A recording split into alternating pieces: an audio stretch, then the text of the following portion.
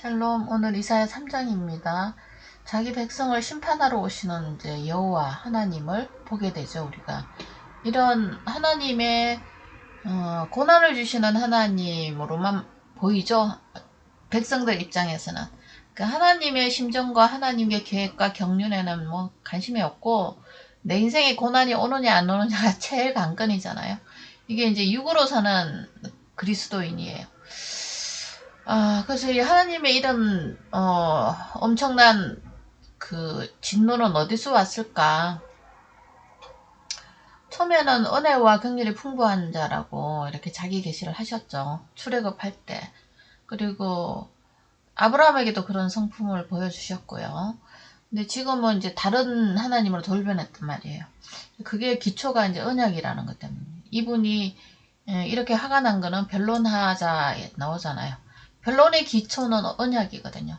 성경의 가장 기초적인 말씀의 근간은 언약이에요. 하나님과 하나님의 백성이 무엇으로 언약을 맺었는지, 어떻게 하나님의 백성이 되는지부터가 이제 문제가 된 거죠.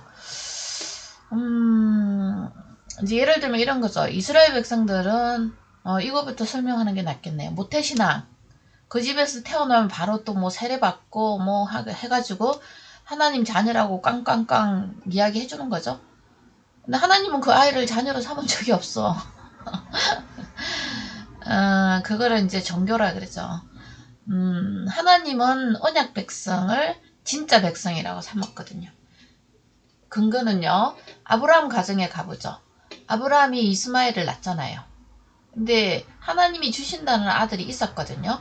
그러면 이제 아브라함은 그 아들을 준다는 의미를 약속을 갖고 있었는데 아브라함과 하갈과 사라의 작품인데 이제 사라의 머리에서 나온 거죠. 뱀의 유혹도 하와의 머리에서 나온 것 같이. 그래서 이제 이스마엘을 만들었는데 모양은 사람이니까 너무 좋은 거죠. 근데 이제 하나님은 그 아이가 육의 아들이라는 걸 아는 거죠. 이스마엘은 하갈, 아브라함, 인간 사라의 그 공동 합작 작품이잖아요. 하나님이 전혀 개입되지 않은, 하나님의 약속이 개입되지 않은 거죠. 그래서 그 아들을 하나님은 아브라함의 씨라고 인정 안 합니다.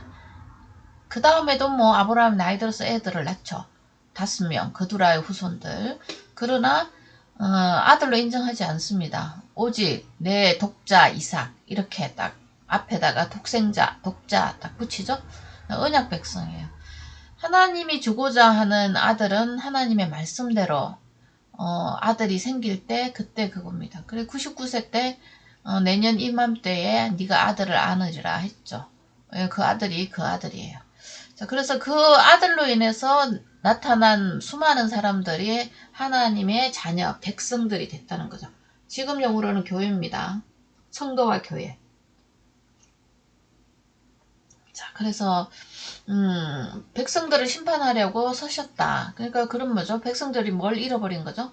하나님의 약속, 말씀, 복음, 하나님의 사랑 이런 거 다 이제 상실했다는 거예요.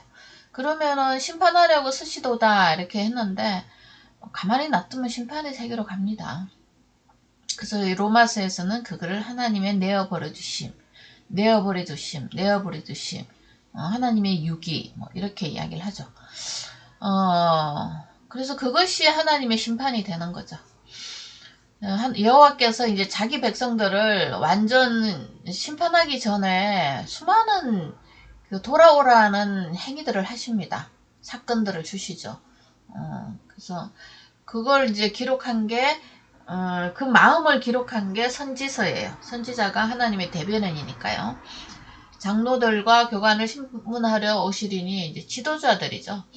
지도자들이 말씀 잃어버리면 뭐 백성들은 저절로 따라갑니다. 그러나 가끔씩 백성들 중에 또 선지자 불러가지고 하나님 말씀 전파하게 하는 사람도 있죠.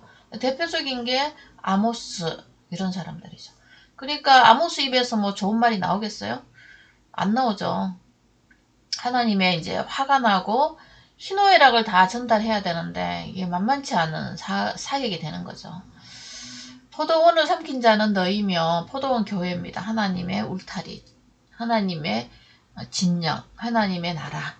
가난한 자에게 탈취한 물건이 너희 집에 있다. 예, 이게 심령이 가난한 자인데 하나님을 만나게 해가지고 심령이 풍요롭고 자유를 누리게 해줘야 되는데 이제 물건만 뺏어간 거죠. 마음만 뺏어가고 물건만 뺏어가죠. 지금 교회도 뭐 이거 흔히 볼 수 있는 일입니다. 목사의 현란한 말솜씨에 이제 쏘가서 진리가 뭔지 모르는 사람들이 끌려가기 때문에 그런 거죠. 그걸 사탄의 입으로 유혹하는 거짓 목자, 뱀의 말을 하고 양의 모습을 하지만 뱀의 말을 하더라.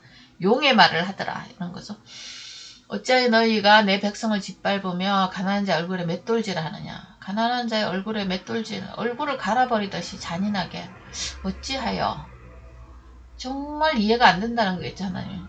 주 만군의 여호와가 내가 말하였느니라 하시도다. 어찌하여 그 대답해야 돼요. 너희가 내 백성을 짓밟으며 장로, 고관, 신문. 지금 이제 우리한테 하는 소리죠. 우리도 이제 교회 어른이 되고 나이 많이 먹었잖아요. 일평생 주님을 믿는다고 또 따라다니는 흉내도 내고 그랬으니 이 대답을 해야 돼요. 아까 말씀드렸죠? 언약을 잃어버렸다고. 내 백성을 짓밟는 거죠. 하나님의 언약을 잃어버리면 내 생각이 돌아가죠. 그러니까 나의 지정의 인문학, 철학, 내가 들은 지식이 돌아가기 때문에 거기는 반드시 율법적인 말이 나오게 됐어요. 해야 된다. 네가 안 해서 그렇다. 이런 거죠. 하나님의 은혜를 받으려면 네가 뭘 해야지. 이런 거.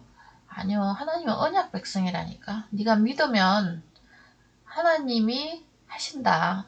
갈라디아서 2장 20절 또는 빌립보서 1장 21절 내가 그리스도와 함께 십자가에 못 박힌 자인 것을 알아. 그 언약이잖아요. 그러면 우리가 얻는 게 뭐야? 오직 내 안에 그리스도가 사신다는 걸 알게 돼요. 새로운 생명을 주셨다는 거죠. 그렇지만 이 생명은 육체가 필요하잖아요. 내 인생 가운데 사는 것은 나를 사랑하사 나를 위하여 자기를 버리신 하나님을 아들을 믿는 믿음 안에서 사는 거예요. 이런 나를 위해서 나의 죄를 위해서 죽은 이분이 사는 나라가 사랑의 아들의 나라잖아요. 이런 나라에 살고 싶지 않으세요? 살고 싶죠. 누가 나를 위해서 이렇게 뭐 돈만 얼마 줘도 고맙고 인생 문제 하나 해결도 아니고 위로만 해줘도 좋은 판에 이분은 통째로 내 인생의 문제와 죄를 다 갖고 가셔. 생명은 또 주셨고 그것도 불안해서 우리 마음에 와 계셔. 노심초사하시는 그 아버지 마음으로 와 계셔요. 그 우리는 뭐 해야 돼요? 그분이 있구나. 그분을 신뢰하면서 그냥 가면 되는 거죠. 믿음 안에서 하는 것이다. 이 길을 주셨잖아요. 이게 길이고 하나님 아버지를 만나는 길이고 또 실제예요. 진리. 내 일상에 살아계신 주님을 우리가 날마다 만나요. 내가 정신만 조금 차려보면.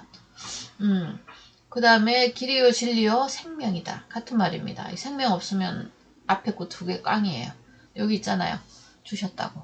내 안에 사신다고. 예. 그래서 이사야서의 이런 말씀들은 신약에 우리 주님이 기록해준 말씀하고 다 연결이 돼 있죠. 자, 답은 어찌하여 답되셨죠? 믿음입니다. 믿음. 말씀 언약에 대한 믿음을 상실하면 이 백성을 짓밟고 자기도 짓밟히고 가난한 자의 얼굴에 또 맷돌질까지 하는 그런 율법주의적 생활을 한다는 거죠. 강력한 율법주의. 그럼 사람들이 이상해져요.